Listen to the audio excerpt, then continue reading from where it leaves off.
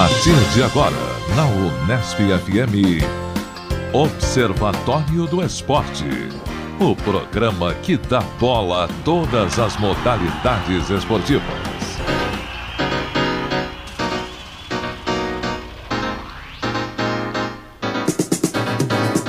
Olá, ouvinte da Unesp FM. Hoje é sábado, 27 de outubro de 2012. Começa agora o Observatório do Esporte. Eu sou Luiz Moraes. E eu, João Paulo Benini.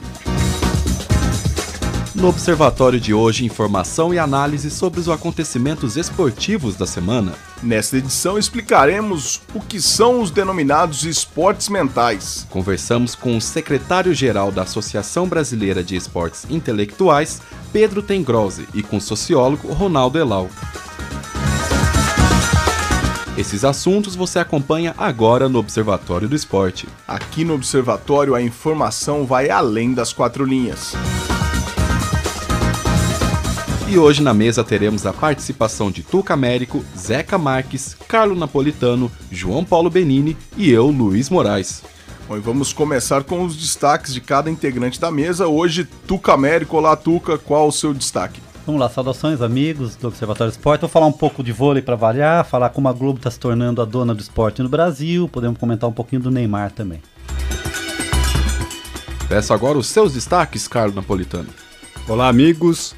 Os destaques para a possibilidade do Messi bater um recorde do Pelé. E um outro destaque, na verdade uma vaia, ao jogo de despedida do Marcos, o ex-goleiro do Palmeiras e da seleção brasileira. Quem completa nosso time de comentaristas é Zeca Marques. Olá, Zeca, quais seus destaques? Abraço, amigos e ouvintes do Observatório do Esporte. Falarei sobre Copa Sul-Americana 2012, Fluminense Futebol Clube e Imagina a Festa, a campanha no ar de uma cervejaria brasileira. E você, João Paulo Benini, nosso querido Papa, o que você preparou para a gente hoje? Bom, eu vou falar um pouquinho de basquete, dessa vez não do Pascoaloto Bauru, mas vou falar de basquete e falar um pouquinho também do Rogério Ceni. Tá ficando velho, tá ficando cada vez mais chato. Luiz Moraes, seus destaques. Bom, falar de Fórmula 1, falar também um pouco da Stock Car da estreia de Rubens Barrichello e também uma breve análise sobre a tabela do Campeonato Brasileiro. Bom, eu toco a bola então para Tuca Américo. Vamos lá então, começando, né? Quero dar uma vaia retumbante a um grupo de ciclistas brasileiros que veem o banimento de Lance Armstrong na pessoa do Lance como um bode expiatório, ou seja, diz que o doping está tão disseminado no ciclismo que isso não apaga o brilho do ciclista Lance Armstrong. Eu acho isso um absurdo, né? Nem criando uma categoria doping e ele ganhasse, eu acho que isso seria possível. Então fica uma vaia para essa matéria que foi veiculada na última sexta-feira no portal do UOL. E eu acho que é indefensável a atitude de alguém que se usa do doping de forma tão efetiva. Tanto que ele teve seus 7 títulos do Tour de France cassados. Então fica a minha vaia. É que a questão é, Tuca Américo, se a gente tivesse o mesmo rigor, acho que poucos ciclistas salvariam. Claro, eu acho que na verdade é essa a opinião do grupo, né? Mas eu acho que isso não pode justificar e ter como herói uma pessoa que se valeu de doping. Eu acho que isso não pode nem se cogitar. Então fica a minha vaia para esse grupo de ciclistas que acreditam nisso, né? Bem, eu vou fazer um comentário que tem a ver um pouco com o que o meu amigo Carlo Napolitano vai falar daqui a pouquinho também, né? Foi veiculada também uma matéria muito interessante, né, que faz um levantamento de como a TV Globo está se tornando a dona dos eventos esportivos no Brasil. E eu venho discutindo isso junto com os meus alunos de mestrado em TV digital, acho que no próprio GCF, no Grupo de Estudos em Comunicação Esportiva e Futebol, de que o futuro da televisão passa essencialmente pelas transmissões ao vivo, pelos eventos ao vivo. Transmissão de eventos esportivos, shows, telejornalismo, programas de auditório, reality shows. Então aquilo que faz sentido numa TV do futuro seria tudo aquilo que é ao vivo, pois tudo que não é ao vivo você pode baixar via internet depois, né? Essa aqui é a vocação da televisão brasileira. Essa aqui é a vocação brasileira. Quando ela surge em 1950, tudo era ao vivo, não havia videotape. Claro. Videotape apareceu 15 anos depois. Quando perguntam para mim qual que é o futuro, eu falo, voltar ao que ela era nos anos 50. É justamente isso, e concordo com o comentário do meu amigo Zeca Marques, né? Então, na verdade, o que acontece? A Globo, a gente não precisa falar do monopólio que a Globo tem em relação ao futebol brasileiro. Ela já domina isso nas transmissões, né? De TV aberta, fechada e pay-per-view. A questão dos Jogos Olímpicos também, né? Que na verdade ela não transmitiu os últimos Jogos Olímpicos, mas ela começou a expandir seus tentáculos para outras modalidades. Então a gente tem como exemplo o vôlei, que entregou toda a sua comercialização para a TV Globo. Ela já é sócia do Novo Basquete Brasil, do NBB, que o Papa também quiser pode comentar alguma coisa depois. Da Stock Car, que a Stock Car virou uma grande ação de marketing, né? E também da Fórmula 1, que é histórica. Agora ela expandiu esse tentáculo, como eu disse, os seus tentáculos, como eu disse, né, para a Confederação Brasileira de Esportes Aquáticos. Ela fez com que a confederação mudasse seus principais campeonatos, resultados e finais para o sábado, para que ela possa ter a condição de editar as matérias e exibir matérias mais completas e cobrir sua grade de programação no Esporte Espetacular do domingo de manhã, né? E eu não sei se o meu amigo Carlos Napolitano sabe, né? Mas o jogo de despedida do Marco será transmitido? Não será transmitido, mas foi organizado pela Geo Eventos, que pertence à Globo, né? Então, por exemplo, essas provas de corrida de rua que a gente vê no Esporte Espetacular e a despedida do Marcos também é um braço da Globo que é responsável em organizar eventos esportivos que têm potencial de marketing e de cobrir grade de programação também, tá? Então acho que a gente precisa ficar de olho aí, porque a gente acaba tendo esse monopólio. Mas pior do que ter o monopólio das transmissões em TV aberta é você ter esse monopólio do pay-per-view, porque quem quer assistir um jogo de futebol da Série B ou do seu time de coração que não é transmitido do canal aberto, por exemplo, o Zeca Marques deve sofrer para ver os jogos da Portuguesa. Mas depois que conheci Sérgio Bruno Trivelato, seus problemas se acabaram. Se acabaram, tem alguns atalhos para ver em alguns sites não muito recomendáveis pela censura. Eu, por exemplo, vi Santos 1, Portuguesa 3, num desses sites. Eu estava aqui em Bauru, o jogo foi o sábado à noite, e devo fazer o mesmo neste sábado, Figueirense Portuguesa em Florianópolis. E uma ressalva que a qualidade dessas transmissões via internet são cada vez melhores, né? Outra vaia, uma notícia publicada no site do Bruno Volok, né, que é especialista em vôlei. Ele diz que a ideia lá do Bernardinho e da comissão técnica é manter o jogador Dante, que tem 32 anos, se ele quiser, até as Olimpíadas de 2016, que seria sua 5ª Olimpíada. Eu acho isso um retrocesso. A gente já vem cobrando renovação nesse time há um bom tempo. Eu acho que quando você assiste a Liga Nacional, a Liga Brasileira de Vôlei, você vê que tem atletas com potencial, que precisam da chance de experimentar o jogo em nível internacional. Uma vez que os times brasileiros estão valorizados, nossos melhores atletas estão jogando aqui, nós estamos perdendo em experiência internacional. Então, eu acho que hoje a principal forma de um atleta brasileiro ter experiência internacional é jogando pela seleção, né? São poucos. E aí acaba recorrendo num erro, que nessa própria seleção que foi para Londres, o Giba estava sem condições físicas de jogar, o Dante não estava no auge físico. Então, jogadores que 4 anos antes da Olimpíada do Rio já não estavam no auge físico. Não estarão lá. Você levar, eu acho que dá bagagem para quem hoje está com 28 anos, 29, que vai chegar com 32, com 33, com possibilidades de agregar. Agora não você pegar e levar um jogador de 37 anos... A gente vê a diferença do Zé Alberto Guimarães com o time feminino, quando ele cortou, qual o nome da atleta? Que era até uma. Ele cortou a Mari, né? A Mari, que era jogadora histórica da seleção. Jogadora histórica de confiança dele, e foi cortada porque não se encontrava da melhor forma. O que eu acho que é um retrocesso, porque se você olhar alguns anos atrás, o Bernardinho sempre ousou na transição. Ele sempre ousou muito em colocar equipes com pouca experiência para jogar campeonatos importantes, né? Mesclando os atletas novos com atletas com mais experiência e atletas muito experientes, e isso parece que essa estratégia ele abandonou, o que eu acho que é um pecado, porque nós temos aí um ciclo olímpico começando e do jeito que se configura já está começando errado. Tuca, não precisaria renovar pela própria comissão técnica?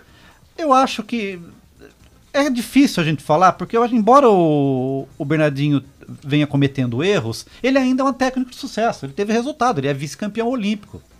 Então é difícil você falar que ele não é a pessoa mais indicada. Eu acho que ele tomou algumas atitudes que deveriam ser questionadas dentro da própria Confederação Brasileira. E não dessa liberdade total para ele tomar essas decisões que a gente vê que são decisões que não são muito acertadas. Eu acho que o Dante já tem uma história. O Dante não precisa provar mais nada para ninguém. Mas essa notícia prova que ele é reincidente. Então eu acho que Eu não sei, né? A gente tem alguns papos de bastidores que dão conta da garantia do filho dele, né? De proteção em relação ao Bruninho como levantador.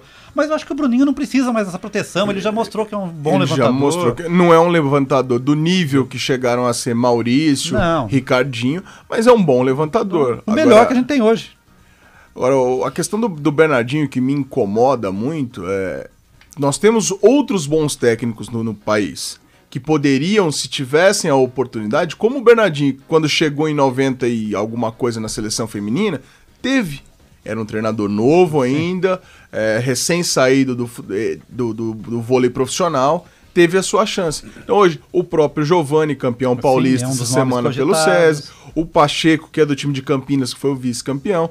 Agora, se esperar demais, até mesmo... Esses treinadores que hoje estão no auge em seus clubes vão passar.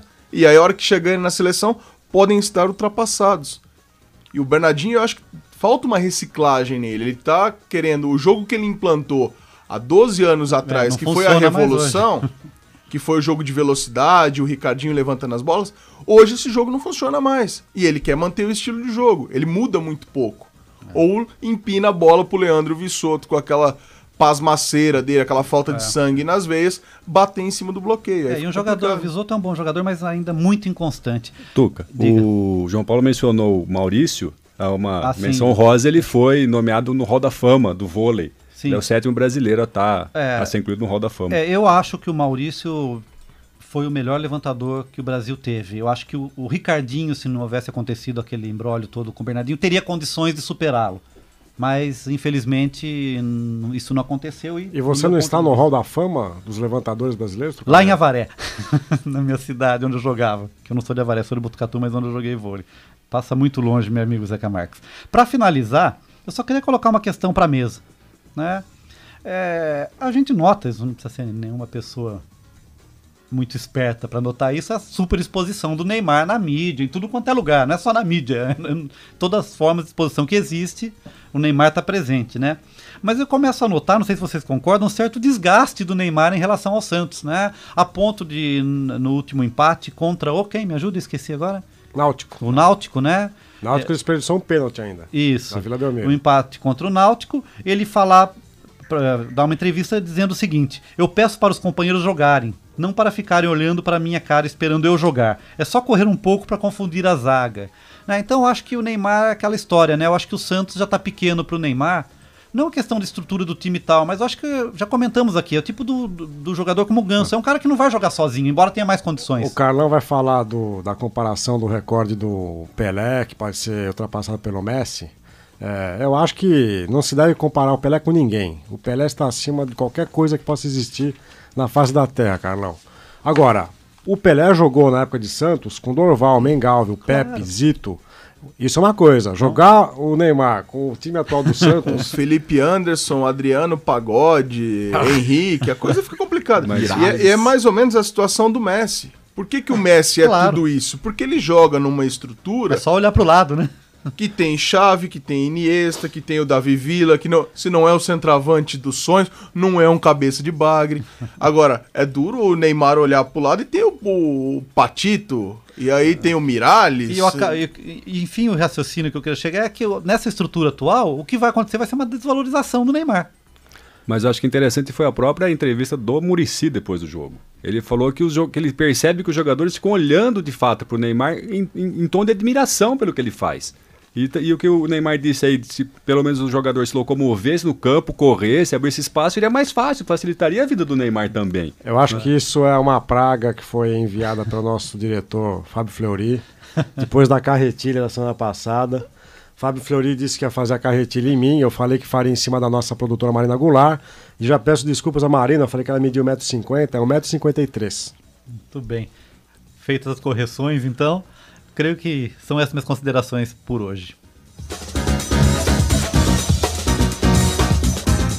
Vamos seguindo então aqui no Observatório do Esporte, agora com Carlo Napolitano. Ô Zé, que eu também concordo com você. Eu acho que comparar Pelé com qualquer um outro esportista ou futebolista não é... Não, acho que com futebolista, porque o Usain Bolt esteve no Brasil nesta semana E de maneira muito humilde, eu gosto muito do Bolt, tá? Porque ele traz um componente interessante para o esporte. Ele disse, eu quero me comparar ao que for, eu gostaria de ser o que foram Pelé no futebol, Muhammad Ali no boxe, Michael Jordan no basquete. E aí a gente tem 3 mitos para mim. Sim. E o Usain Bolt caminha a passos largos, eu diria, para se tornar um outro mito do atletismo. Eu acho que dá pra gente comparar o Pelé com esportistas em outras modalidades. Mas comparar o Pelé, o que ele fez nos anos 60 e 70, com o Messi agora, se o Pelé jogasse naquele tempo no Campeonato Espanhol, o Pelé tinha feito 2.000 gols. Com certeza. Porque as defesas espanholas, por que o Rivaldo, o Ronaldo Fenômeno, o Romário brilharam tanto na Europa? Porque foram jogar na Espanha. Se fosse jogar na Inglaterra, na Itália, provavelmente não teriam tido o êxito que tiveram nas suas carreiras. Mas eu trouxe não diminuindo o valor, a fantástica habilidade que o Messi tem. Né? Não, eu trouxe isso para a conversa justamente porque isso foi divulgado na mídia a semana toda. Né? Está no site do Barcelona, foi divulgado no Globo Esporte, que eu acho que a imprensa brasileira gosta muito de demolir o Edson Arantes do Nascimento. E para fazer isso, utiliza-se quase sempre a figura do Pelé, já que ele cria essa distinção. Mas o Edson Arantes é muito combatido no Brasil, o Pelé nem tanto. Mas para atingir o Edson, atinge-se o Pelé. Não, eu acho que no Brasil tem uma circunstância um pouco distinta também, que é essa mania da mídia em criar essa rivalidade Brasil e Argentina, que a gente sabe que é unilateral. Exatamente. Eu acho que essa impossibilidade de comparação, acho que é a melhor definição do próprio Pepe. Ele se considera o maior artilheiro do Santos. Fala, eu, como humano, sou o maior artilheiro do Santos. O Pelé é um extraterrestre que baixou aqui, fez mais de 1.000 gols e não é comparável, não dá pra se comparar. Eu como humano, não como humano. Como humano. Manda ele jogar em outro time alvinegro da capital paulista. Mas vamos lá, a história que foi divulgada no site do Barcelona é que o Messi fez na atual temporada 2012 71 gols. E a comparação é com a quantidade de gols que o Pelé fez em 1959. Ele fez 75 gols naquela temporada. Tem a questão da idade, né? Em 59 ele tinha 19 anos, o Messi é mais velho que ele. E aí pro Zeca ficar feliz, a Folha levantou um dado aqui, que pro Messi fazer os 1.281 gols que o Pelé fez, ele deveria manter a média por 16 anos. Quer dizer, vai ser bem difícil. Ele não vai chegar a esse... Se ele continuar encontrando lá Corunhas pela frente, Retafes, acho que ele consegue, viu? Será que ele vai jogar uma Libertadores ainda? Manda ele vir jogar aqui no interior paulista, no Campo do Oeste de Itápolis. Jogar Sul-Americano. Jogar contra o Mirassol. E o que o Zeca apontou é interessante também, porque no site do Barcelona, a informação de que o Messi ele é responsável por 50% dos gols. Né? E nessa temporada de 59, o Pelé fez 20% dos gols. Porque ele tinha concorrente no próprio time, o Messi não tem, é no time do Barcelona. Quem batia faltas de penas no Santos era o Pepe, não era o Pelé no início. Né? Então, enfim. Mas fora essa questão temporal, podemos ir para o próximo assunto aqui. Né, São Marcos? É o São Marcos, que é o jogo de despedida no dia 12 do 12, não é? Do ex-goleiro Marcos, do Palmeiras e da seleção brasileira. E esse jogo será realizado no Pacaembu e 15 mil ingressos já foram vendidos, né, antecipadamente. O jogo será uma partida entre o Palmeiras, campeão da Libertadores de 99, e a seleção brasileira, campeã mundial em 2002. Uma coisa interessante aí é que o técnico dos dois times era o Felipão. Né? Então, o Murtosa vai ficar num dos times, então. Talvez meio tempo para cada um. Mas o Antônio Lopes era o subtécnico, o assessor do Filipão na Copa 2002. Então... E tem um outro jogador que a gente quase sempre deixa passar despercebido, porque além tem um terceiro personagem que também estava em campo nas duas oportunidades, o zagueiro Roque Júnior. Roque Júnior era zagueiro do Palmeiras em 99 e era zagueiro titularíssimo da seleção brasileira na Copa de 2002. E ele também, acho que vai entrar no mesmo onda do Marcos, meio tempo com... Para cada lado. Agora, o Marcos tem um problema, ele não deve jogar pela seleção brasileira, porque senão ele não pode ter o busto no Palmeiras. O estatuto do Palmeiras prevê que nenhum atleta que já tenha jogado contra o Palmeiras, mesmo em partidas festivas, tem o direito de ter um busto no Parque Antártica. O Oberdan Catani jogou pelo Juventus contra o Palmeiras e esse é o motivo de não ter um busto do Oberdan nas dependências do Palestra Itália. Daí ele vai ser endeusado, não vai ser canonizado. Então é até uma dúvida que surge, porque normalmente nesse tipo de partidas... besta, né? jogam meio tempo por cada equipe, né? Então o Marcos aí pode fazer uma situação diferente. Não, mas o que me impressiona como palmeirense é como que 15 mil torcedores já compraram ingresso. É pra comemorar o quê? Muito provavelmente o Palmeiras vai estar na segunda pra matar divisão. saudade, né? Vai estar na segunda divisão em dezembro já, porque tudo Do indica. jeito que o Palmeiras tá, acho que a gente deveria comprar ingresso também, Carlão. Ô, Carlão, mas a seleção brasileira vai ter Rivaldo, Ronaldinho Gaúcho, Ronaldo Fenômeno atuando em campo. Eu compro ingresso pra ver esses jogadores em campo. Mesmo um gordo, outro fora de forma. Vale a pena ver. E o Rivaldo, que tá retornando de Angola, também vai fazer um jogo festivo de despedida no final desse ano do São Paulo, que foi o seu último clube no Brasil, contra o Mojimirim, o jogo lá em Mojimirim, no estádio Ademar de Barros. Então também mais um pentacampeão que tá pendurando as chuteiras. Eu só tenho aqui uma sugestão também, para aproveitar o jogo, além de comemorar a despedida do Marcos, e comemorar também a bodas de estanho, né, do primeiro rebaixamento do Palmeiras em 2002. Aí comemora-se 10 anos do primeiro rebaixamento, com o segundo rebaixamento agora, em 2012. Ô, Carlos, será que dá pra pegar esse time de 99 e colocar no lugar do time atual hoje? Será que dá mais bola? Com certeza não estaria na situação que tá, deve estar lutando para disputar a Sul-Americana ano que vem, no mínimo. Bom, agora eu chamo o Zeca Marques. Bom, já que estamos falando de competições sul-americanas, né? For lembrar da Libertadores, a Sul-Americana definiu os adversários das quartas de final. Então nós temos dois times brasileiros aí. Um time que é muito caro ao nosso querido Luiz Moraes, é o Grêmio, que enfrenta o Milionários. Milionários da Colômbia, que eliminou o Palmeiras na última semana. Temos o Tigre da Argentina, o Cerro Porteño do Paraguai. O Independiente da Argentina com a Universidade Católica de Chile e o São Paulo contra a Universidade de Chile. Só que o regulamento da Copa Sul-Americana, aqueles regulamentos que só acontecem no nosso continente, diz o seguinte, que se duas equipes do mesmo país avançarem para a fase semifinal, terão que se enfrentar, porque não pode haver duas equipes do mesmo país na finalíssima do campeonato. Eu acho completamente absurda essa norma, a gente já discutiu isso no ano passado, aliás, este ano por causa da Libertadores, porque havia a possibilidade de o Vélez enfrentar o Boca Juniors na Libertadores na semifinal, caso o Vélez tivesse eliminado o Santos, né? E acho que a questão desportiva fica em segundo plano. Aqui nós poderíamos ter um encontro de brasileiros na final, Grêmio e São Paulo, mas se os dois se classificarem, terão que se enfrentar na semifinal, porque ou um ou outro vai para a finalíssima. Acho uma regra completamente absurda. Só a gente lembrar que já houve dois times ingleses, por exemplo, disputando a final da Liga dos Campeões, Chelsea e Manchester United, em 2008. E na própria Libertadores, São Paulo ganhou do Atlético Paranaense e depois o Inter derrotou o próprio São Paulo, 2005, 2006. Aí em 2007 foi criada a regra justamente por isso, por causa que teve duas finais com times brasileiros. Não à toa em 2007 o Grêmio e o Santos estavam em chaves diferentes, eles iam se enfrentar só na final, mas acabaram se cruzando na Mas enfim, semi. É uma regra que eu acho bastante estúpida, até porque neste ano, na Liga dos Campeões, poderíamos ter tido uma final Real Madrid e Barcelona, que era a final dos sonhos, né? Foi Chelsea e Bayern de Munique. E Bayern de Munique, os dois espanhóis ficaram pelo caminho, né? Bom, meu segundo item aqui para discussão é sobre o Fluminense. Eu acho que o Fluminense ele deve ser o campeão brasileiro deste ano. E torcedores tricolores mais exaltados já estão dizendo que o time é tetracampeão, né? Vocês se lembram dos 3 títulos anteriores do Fluminense, meus caros amigos? 85, 2011, 84, 2010, 69.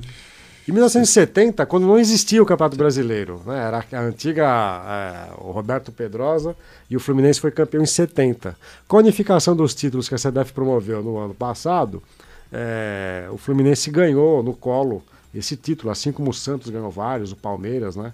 O Bahia ganhou títulos nacionais, mas o Fluminense se diz então, caso vença em 2012, se diz tetracampeão. No próprio site do Fluminense há um outro título brasileiro que é o da Série C em 1999. Então eu pergunto aos meus amigos de mesa o seguinte: se o Fluminense ganhou no tapetão um título brasileiro de 70, por que será que o tribunal da CBF não colocou o Fluminense de volta à Série B, que ele teria que ter disputado em 2000, quando, com a implosão do Campeonato Brasileiro, formou-se a Copa João Avelange e o Fluminense pegou um elevador e saiu da Série B que ele teria que disputar, porque ele tinha sido campeão da C em 99. Ele pegou um elevador e foi direto para a primeira divisão, da qual não mais saiu, né? Então eu acho estranho essas ações de bastidores, e não estou questionando o título de 70 nem o de 2012. Acho que o Fluminense vai ser campeão com méritos, a despeito das arbitragens bastante generosas que ele tem tido. Mas para mim parece o time mais constante que o Atlético Mineiro, que é o único que pode tirar o título dele. Agora, essa questão dos títulos, e esse título de 70 do Fluminense, vem na esteira daquela manobra feita pelo Odir Cunha, o jornalista santista, com a intenção de que os títulos da era Pelé, da década de 50 e 60, fossem revalidados com outro status. Mas essa foi uma ação tão de bastidores mesmo, que a torcida não apoiou, porque o Palmeiras, nesse formato, junto com o Santos, são os dois times que mais títulos teriam no país. 8 títulos tem. Mas nenhum deles se proclama octacampeão. Exatamente. Você não vê ação de marketing nenhuma, e nem na época da validação desses títulos, dizendo por parte da diretoria do Palmeiras ou da diretoria do Santos, e mesmo do Bahia, que foi agraciado com um título, foi revalidado com um título, como um grande campeão, o maior campeão da história do país. João, então eu acho que fica um negócio bastante... No site do Palmeiras, a identificação do time com mais títulos nacionais, não brasileiros. E aí acho que é uma diferença. O Palmeiras é bicampeão da Copa do Brasil, tem esses 8 títulos aí entre o Campeonato Brasileiro e o Taça Rio ou coisa parecida. Então há essa identificação, sim, há essa menção em termos de marketing. Mas de títulos nacionais, não de brasileiros, como os times gostam tanto de pregar. Então é a mesma coisa de campeonatos paulistas, campeonatos estaduais. O Corinthians tem 26, o Palmeiras tem, se eu não me engano, 22, o Santos chegou a 20 agora, o São Paulo tem por aí também, e ninguém fica se autoproclamando, olha, eu tenho 26 títulos e tal. Acho que é uma coisa que acaba se perdendo. Por falar em proclamações, o meu terceiro assunto seria a campanha que está no ar de uma cervejaria brasileira, patrocinador oficial da Copa do Mundo, com o título Imagina a Festa. Eu acho extremamente desagradável a gente ver esse discurso publicitário que quer colocar para debaixo do tapete as mazelas e as dificuldades estruturais que o Brasil tem para organizar o evento, dizendo que, para quem não assistiu ainda esse comercial, mas ele é exibido em todas as transmissões esportivas de TV aberta e TV fechada da televisão brasileira, mas entre outras coisas diz: nós teremos congestionamento sim de trios elétricos durante a Copa, nossos aeroportos estarão lotados sim, com torcedores que vieram para cá para assistir o Mundial. E tudo isso por quê? Porque o Brasil é o país da festa, então como aqui é o país da festa, tudo dá certo, tudo se arranja, né? A Brahma já tinha feito uma outra campanha detestável, estúpida, na Copa de 2010, com os guerreiros, né, que iam para um campo de jogo como se fosse para o front de batalha, né, e aquelas armaduras, aquele discurso bélico, agressivo, que de certa forma contaminou um pouco até o treinador de então, o técnico Dunga, né? Mas eu acho lamentável. Ou ele que esperou o anúncio, né? O interessante é que o mercado de comunicação aplaude essa campanha, né, feita pelo Nizanguanais, como se fosse uma coisa fantástica, genial, e eu acho que ela é extremamente maléfica, no sentido de que ela manipula o discurso e manipula as mentes dos brasileiros em torno de que nós somos o país da festa, então aqui tudo dá certo porque somos festeiros. Teve um comercial parecido também de um banco que ignorava todos os problemas porque vamos jogar bola. 2014, não importa se vai ter congestionamento, etc. Que é um menininho tipo andando, né, pelas ruas e vão passando vários problemas atrás dele, só que ele aparece jogando bola e tudo se resolve. Vamos jogar bola. Então é complicado, né? Já que tudo é festa, meu caro Luiz Moraes, eu diria que o Barrichello não foi desta vez o segundo, ele foi o 22º, mas deixo isso para você comentar daqui a pouco. Agora no Observatório do Esporte, os comentários de João Paulo Benini, o Papa. Eu vou começar falando de basquetebol, falar do Ari Vidal, ex-técnico da seleção brasileira, um dos grandes nomes da história do basquete brasileiro, que está internado no Rio de Janeiro com insuficiência renal, e as chances de recuperação do Ari são muito pequenas. Acho que mais um nome da história do esporte brasileiro que talvez não tenha tido o reconhecimento pelo qual merece. e agora está muito próximo aí de nos deixar. Então fica uma lembrança ao Ari Vidal, que foi o técnico da seleção, talvez na maior vitória do basquete brasileiro, que foi no PAN de 87 contra os Estados Unidos em Indianápolis. Você não acha que é uma vitória do Brasil, é o bimundial? Não, é que é aquela coisa do televisionado, de você ter a dimensão do que aquilo foi feito com imagens. Ontem, na sexta e também na quinta-feira, estive com o Vladimir Marques, que era integrante dessa seleção, bicampeão mundial, ganhou 2 medalhas de bronze olímpicas. Tá tão distante, o seu Vladimir hoje é uma pessoa octogenária, que eu acho que fica muito complicado para as pessoas olharem para aquele senhor comentando um jogo de basquete e imaginarem o que ele fez 60 anos atrás. Então, as vitórias, como símbolo, eu acho que essa dos Estados Unidos, ela acabou ficando maior. Essa seleção do Pan-Americano, ela tinha Oscar, Marcel, quer dizer, tinha ícones do basquete brasileiro. Mas pegou uma seleção americana universitária, não foi a equipe principal dos Estados Unidos. Não era o time principal. Eu acho essa conquista do Pan memorável, mas eu não a colocaria no mesmo patamar de 2 mundiais dessa geração anterior dos anos 50 e 60. Mas enfim, opiniões, eu acho que o Pan-Americano ali ficou muito marcado pelo que você disse, foi televisionado, foi transmitido ao vivo pela Bandeirantes, né? E o Luciano do Vale sabe promover isso como ninguém. Mas enfim, eu acho que só tinha Dominique Wilson, que era o grande jogador daquela seleção americana. E como jogador que depois foi até bicampeão olímpico, David Robinson ainda começando, era um pivô reserva daquela equipe, e os outros eram jogadores basicamente universitários. Mas é pelo simbolismo de ganhar dos Estados Unidos lá dentro. Foi a única seleção na história que fez mais de 100 pontos nos Estados Unidos, jogando em terras Yankees. Então é que o Vladimir Marques pertence ao clã familiar Marques, então por isso que eu tenho essa... Você deve gostar mais do Oscar Schmidt e chora com o Oscar Schmidt. Não, pelo contrário, eu acho o seu Vladimir uma pessoa adorável. Mas de qualquer forma, fica a menção aí ao Ari Vidal, que está com esse problema de saúde. Mais 2 assuntos aí relacionados ao futebol. O primeiro deles é a demissão do técnico Emerson Leão no São Caetano. Leão foi demitido, palavras dele, e depois, na sexta-feira pela manhã, confirmadas pela assessoria de imprensa do São Caetano. Porque o Leão não levou jogadores apadrinhados por conselheiros do São Caetano. Então acho que, peraí, aí a coisa muda de figura. Agora vão jogar num clube que está disputando para subir de divisão, para voltar à Série A, os melhores ou os apadrinhados? Eu não sei porque a diretoria contratou o Leão, porque sabe que ele não faz isso. Sabendo no histórico do Leão que ele não se curva a esse tipo de desejo de diretoria. O Leão que teve 66% de aproveitamento, 7 vitórias, se não me engano, 3 derrotas apenas, 3 empates, 2 derrotas. O time está em 5º lugar na Série B. E muito próximo do Atlético Paranaense, que é hoje o 4º colocado. 5º lugar, gravamos sexta à tarde, haverá rodada agora na sexta à noite, e talvez o São Caetano desça ou suba na tabela. Exatamente. E para complementar, uma situação bastante delicada que aconteceu na quarta-feira à noite entre o Rogério Ceni e o Ney Franco, ambos do São Paulo Futebol Clube. Por maior que seja a influência do Rogério dentro do elenco do São Paulo, de bastidores no São Paulo, dentro de campo, ele é o capitão do time, mas ele não pode querer ser o treinador do time ao mesmo tempo. Então, quando ele pede a substituição... João Paulo, ele quer ser o presidente do clube, não quer ser então, o treinador. Só que, por enquanto, ele ainda é jogador. E acho que ele tem que se pôr no lugar de jogador.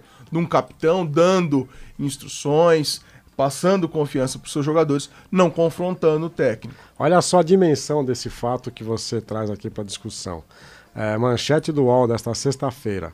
Ney Franco diz que Ceni será bom técnico e não teme ser demitido por peitar ídolo. Ou seja, se o Ney Franco vem a público dizer que não teme ser demitido por um entreveiro com um jogador, é porque, na verdade, as coisas no São Paulo são um pouco estranhas. Isso explica porque o São Paulo não ganha títulos de expressão já há algum tempo. O Zeca, o Rogério Ceni deu uma entrevista no Bem Amigos da Rede Globo, se não me engano, na última segunda-feira, e ele disse que ele esteve na Espanha visitando o Real Madrid e o Barcelona. Eu vi isso. E aí a impressão que eu tive é que ele está se preparando de fato para ser o treinador do time do São Paulo.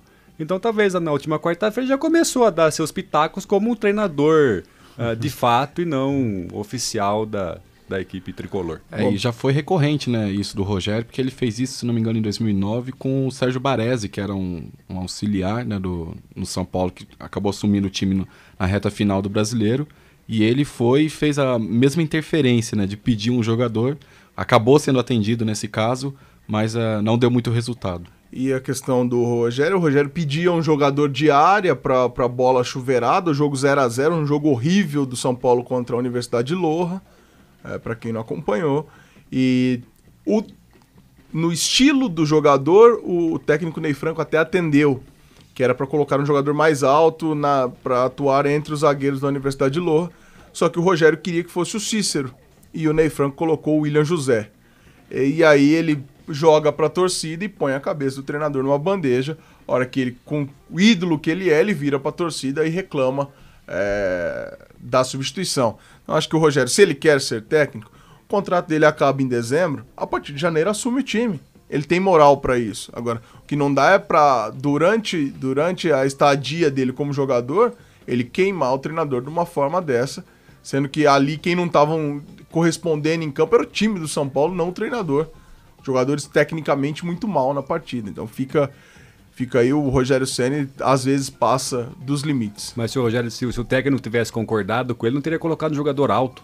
Teria colocado um outro jogador que não o centroavante. O Cícero tem um jogador com mais de 1,80, né? Poderia ajudar, tem uma boa impulsão, cabeceia bem, mas de toda forma, não é o Rogério que pode mandar prender ou soltar dentro do São Paulo.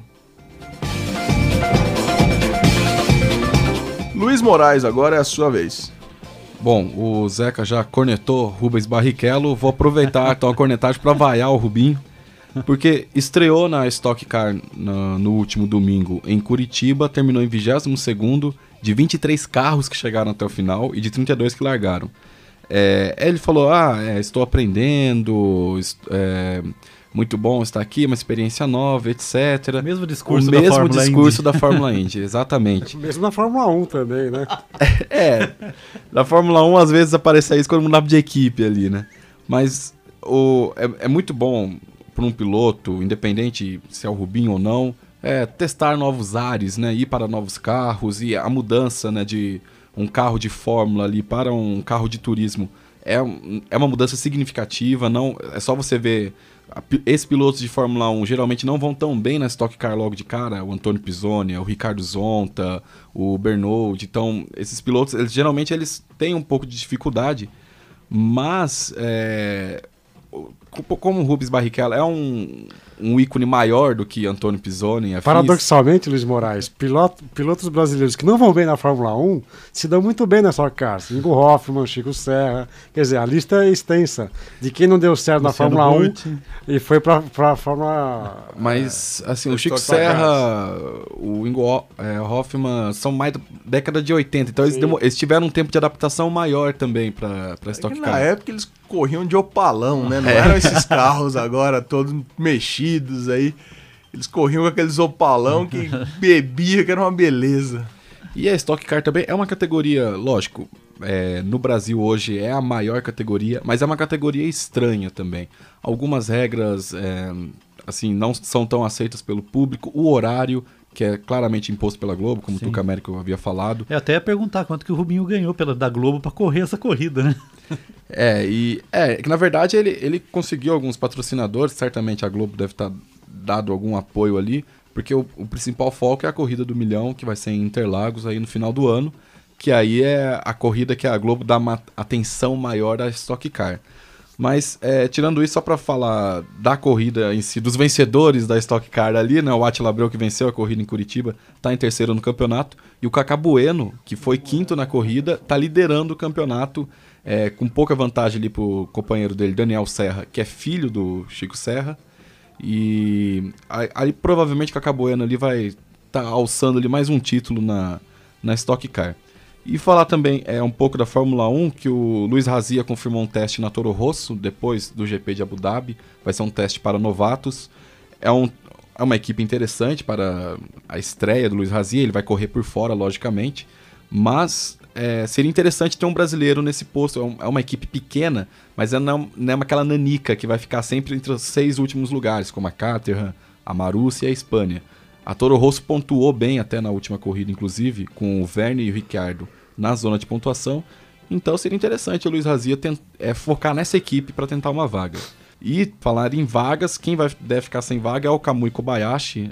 Aqui no Brasil tem até uma proximidade com os pilotos japoneses. E o Kobayashi, curiosamente, não foi tão próximo assim. Diferente do Nakajima, do Taki Inoue, entre outros. Takuma Sato, né, também, entre outros pilotos.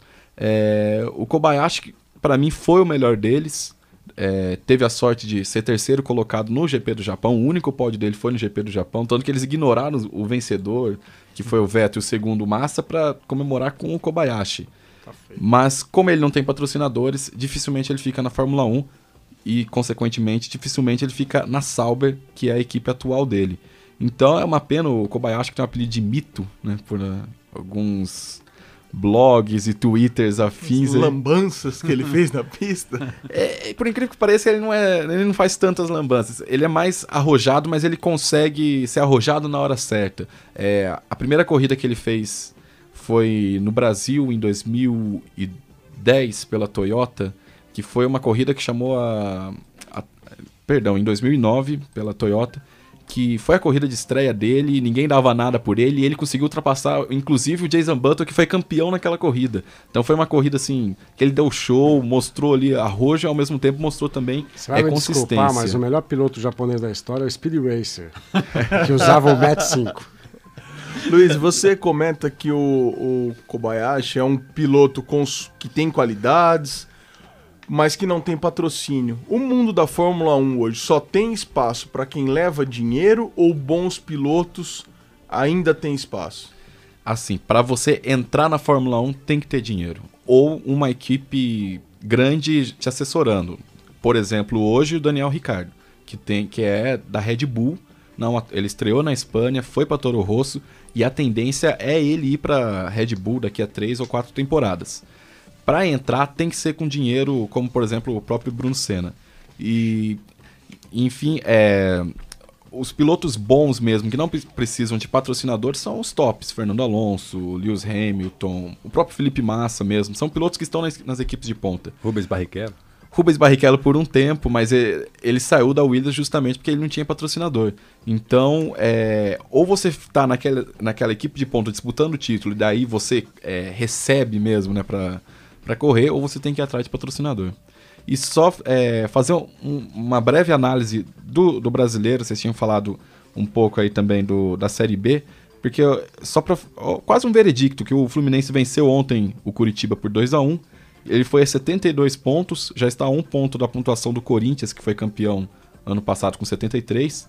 Então, para mim, já pode entregar a taça para o Fluminense, deixar o Atlético Mineiro, o Grêmio, São Paulo na Libertadores. E talvez ali a zona de rebaixamento, agora o Bahia deu uma caída ali, o Sport, que está 3 pontos atrás, e o Palmeiras 4 pontos, podem tentar rebaixar o Bahia.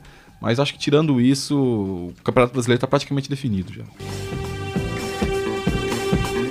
No Observatório do Esporte da semana passada, apresentamos uma reportagem sobre o pôquer. Desde 2010, o pôquer faz parte da Associação Internacional de Esportes Mentais. Mas afinal, o que é um esporte mental? O repórter Gabriel Cortes conversou com o secretário-geral da Associação Brasileira de Esportes Intelectuais, Pedro Tengrose.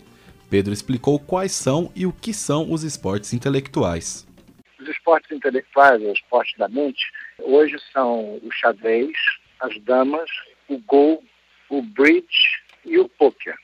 São esses 5. O pôquer, inclusive, num estágio ainda de observador, porque ele precisa cumprir uma série de requisitos para ser admitido permanentemente na Associação Internacional dos Esportes da Mente, a INSA.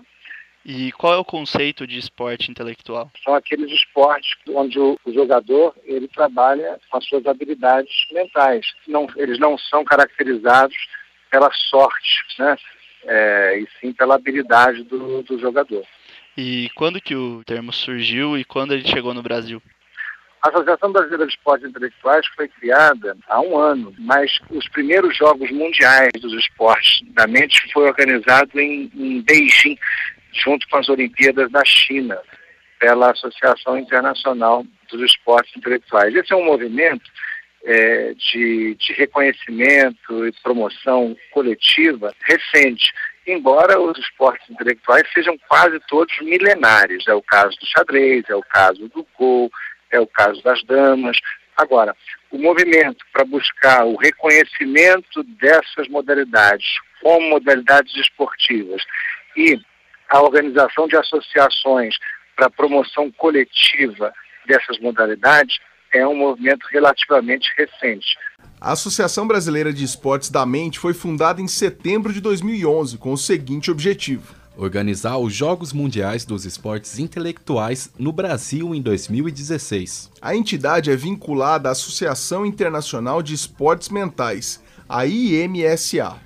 A IMSA foi fundada em 2005 na Suíça, com o objetivo de incluir os esportes da mente nos Jogos Olímpicos, organizados pelo Comitê Olímpico Internacional, o COI. O Ministério do Esporte brasileiro publica anualmente o calendário esportivo nacional, a fim de harmonizar as datas das competições organizadas no país. Entre as 81 entidades cadastradas, apenas 3 se relacionam com os esportes mentais. São elas a Confederação Brasileira de Pôquer, a Confederação Brasileira de Bridge e a Associação Brasileira de Xadrez para Deficientes Visuais. Segundo o assessor de gabinete do ministro dos Esportes, Rivaldo Araújo da Silva, nunca houve destinação de verba para as entidades que representam os esportes intelectuais. O pôquer e o xadrez e o bridge, eles têm alguma destinação de verba para as confederações para a confederação de pôquer? Não, nunca teve. Até, por quê? E te explico o porquê. Nós conseguimos ganhar o direito de sediar os grandes jogos, Copa do Mundo, Olimpíada, Paralimpíada. Então, os recursos estão sendo canalizados exatamente para nos prepararmos, as nossas equipes, os nossos atletas, para esses grandes eventos. Porque não adianta a gente fazer uma grande organização, construir estádios, construir instalações esportivas e não ter uma boa representatividade nos jogos. Essa é a prioridade do Ministério. Não estou te garantindo que não iremos apoiar uma outra modalidade. Pode ser que haja, se no momento dispusermos de recursos e tal, há essa possibilidade, mas nada garantido, porque a prioridade é Jogos Olímpicos e Jogos Paralímpicos. Rivaldo afirma ainda que o Ministério não classifica os esportes mentais. Não é missão do Ministério do Esporte reconhecer ou achar que ou achar isso ou achar aquilo, até para a gente não se expor a se envolver numa discussão infrutífera. Quem vai dizer se é jogo ou não é a própria sociedade que pratica. O Ministério nunca escreveu e nunca se declarou a respeito disso. Não é função nossa, não é função do Ministério do Esporte determinar o que é esporte ou quais os critérios para se considerar uma prática esportiva como modalidade de esporte. Não, é a sociedade que determina isso. Nunca elaboramos critérios para dizer se uma prática esportiva é modalidade ou não. Nunca fizemos isso. E eu tenho minhas dúvidas se iremos fazer. Quem também comentou a questão foi o professor da UERJ e autor do livro O que é Sociologia do Esporte, Ronaldo Elal. Professor, o que a sociologia do esporte entende como um esporte intelectual? Ela concorda com essa classificação? Originalmente, quer dizer, a classificação do que vem a ser esporte sempre envolveu uma competição física. Por isso que assim, sempre teve uma certa dificuldade de classificar o xadrez como esporte. Porque não havia uma competição física, isso é uma competição intelectual. Mas isso faz parte de consenso, quer dizer, isso é uma questão de você entrar num acordo, as pessoas perceberem, não, isso também é esporte, ainda que não envolva um grau de dificuldade física, que a dificuldade seria mais mental. E não foi só exatamente com esportes assim, intelectuais, né? Se você, até a Fórmula 1, até a corrida de cavalos, em um dado momento, sempre teve uma dificuldade. Turf entra na parte de esporte, mas turf é esporte. Na realidade, quem vence é o cavalo ou quem vence é o jockey. Então, na realidade, essas questões são consensos que a comunidade tem que se reunir e decidir se é esporte ou se não é esporte.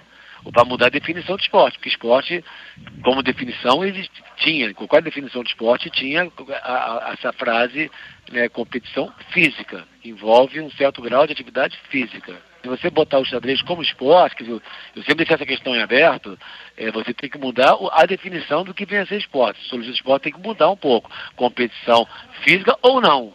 Aí dá os seus exemplos. Pedro Tengrose também expressou seu ponto de vista em entrevista ao repórter Gabriel Cortez. Por que o pôquer quer passar a ser denominado como um esporte intelectual ao invés de jogo? Por que ele quer passar de jogo para esporte intelectual? Ora, o pôquer, ele, sem dúvida nenhuma, uma modalidade que é baseada na habilidade dos jogadores. Por isso é que ele se caracteriza como um esporte intelectual. Há vários estudos de universidades renomadas, inclusive há agora na Universidade de Harvard um centro de pesquisa voltado justamente para isso, né? Para as características educacionais e esportivas do pôquer. E ele tem essa característica, ele não quer ser reconhecido porque ele já é um jogo de habilidade e não de sorte. Esse movimento de buscar o reconhecimento do pôquer enquanto esporte da mente, ele simplesmente é o reflexo de algo que o pôquer realmente é. Um esporte da mente tal qual o bridge, tal qual as damas, tal qual o xadrez, tal qual o Go, enfim. E por isso que o lugar dele não é junto aos jogos de azar, e sim junto aos esportes intelectuais. O conceito de esporte mental não se encaixa à definição sociológica do esporte. Nessa definição da sociologia do esporte, tem que existir esforço físico. O que você acha disso? Os esportes mentais têm que passar a ser encarados de outra maneira? Então, primeiro, eu acredito que a sociologia não seja uma ciência exata, né? Como qualquer ciência humana, ela não é uma ciência exata. E essa afirmativa não é exata, até porque a prática de todos esses esportes da mente exige sim um esforço físico muito grande, porque não é fácil jogar por horas e horas seguidas, não é? E é preciso sim reconhecer que há um esforço físico, assim como há no automobilismo, por exemplo. Embora o carro seja a máquina que o piloto dirige, há um esforço físico enorme, é uma demanda física enorme. O conceito de esporte ao longo dos anos, ele vem se provando bastante elástico, e o que garante o reconhecimento de algo como esporte é justamente o reconhecimento do esporte. E aí, amigos da mesa, o que vocês acham dessa nova categoria dentro do esporte, o esporte mental? Vocês concordam com as afirmações? Bom, primeiro, eu tenho que confessar que concordo com o Ronaldo Elal, aliás, meu amigo aí de academia. A definição de esporte que se compreende até hoje é essa, é uma competição em que tem uma habilidade física necessária para a prática daquela atividade. Não entendi direito o representante do Ministério dos Esportes, né? Ele praticamente lava as mãos e diz que não cabe ao Ministério dizer o que é o que não é. Então, por que o Ministério cadastra algumas associações no site do Ministério? Então, vamos fundar também uma associação nossa aqui de qualquer coisa que a gente chame de esportes, que o Ministério, pelo que ele disse, vai colocar lá como uma entidade cadastrada, né? Não entendi essa deliberação para a sociedade julgar o que é o que não é esporte. Eu acho que o Ministério dos Esportes tem que zelar por aquilo que esteja dentro da área que ele entenda como esporte. Então, o Ministério, ele pode definir o que é esporte para ele. Agora, o que a sociologia, o que a academia vai entender como esporte não precisa ser coincidente com o que o Ministério entende. Ô Zé, que me surpreende muito um agente do Estado, de um Estado regulador, que regula todos os atos da nossa vida, exatamente, mediante lei, mediante decreto, resoluções, não se posicionar nesse sentido. Exatamente. Se é ou não é. Se ele reconhece, coloca no site, que somente menciona que não há subvenção, mas que há a colocação no site de calendário, inclusive, de previsão de datas para os jogos, ele está reconhecendo implicitamente que é um esporte. E não há por hora também, né? Nada impede que daqui a pouco alguém com um lobby muito forte consiga que esses esportes passem a receber verba pública. Eu sugiro que a gente crie a Associação de Jogo de Palitinho, a AJP, e vamos cadastrar essa associação no site do Ministério dos Esportes. Então, a partir desses critérios e opiniões, jogar palitinho passa a ser esporte, porque é um esporte mental, né? Não é apenas esporte de sorte. No caso do representante da entidade dos esportes mentais, eu considero que qualquer atividade humana, ela é mental. Qualquer jogo, isso a gente já comentou na semana passada, qualquer jogo de futebol, Fórmula 1 que ele citou, o Turf que foi citado pelo Ronaldo Elal, é lógico que tem um componente físico, mas tem um componente mental, quer dizer, não dá para separar a mente de corpo. numa atividade humana. Então, eu acho estranho que se privilegie, a partir de associações com essas nomenclaturas, uma atividade que para mim é uma atividade humana. Agora, obviamente, como não essas atividades, o xadrez, o pôquer, né, os jogos de cartas de forma geral, sempre tiveram dificuldade para serem encarados como esportes, a partir daquela definição clássica, eles estão tentando, né, os responsáveis por administrar essas atividades, estão tentando, por outros caminhos, uma legitimação da sociedade. E é por isso então, que se criam essas entidades e por isso que se criam movimentos que querem incluir essas atividades nos Jogos Olímpicos do COI, do Comitê Olímpico Internacional. Ou seja, é a busca de visibilidade, é a busca de mais recursos, é a busca de uma legitimação por vias outras que não as vias cristalizadas que outros esportes tiveram até hoje, né? Mas enfim, continuo com a minha opinião, eu acho que esporte mental, todos os esportes são mentais, e continuo com a definição clássica. Para mim, atividade esportiva, na origem da palavra esporte, que é desportar-se, sair do porto para praticar atividade física, tem a ver com uma habilidade físico-motora necessária para a movimentação naquela atividade. Você, ouvinte do programa que acessa as redes sociais, curta nossa página no Facebook. O endereço é www.facebook.com/Observatório do Esporte. Repetindo, o endereço da nossa página é www.facebook.com/Observatório do Esporte. Acesse também o blog do nosso programa. O endereço é www.observatoriodoesporteunesp.blogspot.com. Repetindo, Observatório do Esporte Unesp.blogspot.com. E o Observatório de hoje chega ao fim. Locução de Luiz Moraes e João Paulo Benini. Comentários de Tuca Américo, Carlo Napolitano e Zeca Marques. Equipe de reportagem Rodrigo Pessoa, Gabriel Cortez, Fernando Martins, Marina Goulart e Paulo Beraldo. Direção de Fábio Fleury, produção técnica de Silvestre Oliveira. O Observatório do Esporte é um projeto de extensão universitária financiado pela PROEX, a Pró-Reitoria de Extensão da Unesp. O Observatório é coordenado pelos professores doutores Marcos Américo, Carlo Napolitano e José Carlos Marques. Até a próxima semana. Até lá, Observatório do Esporte, informação além das 4 linhas. A Unesp FM apresentou Observatório do Esporte, o programa que dá bola a todas as modalidades esportivas.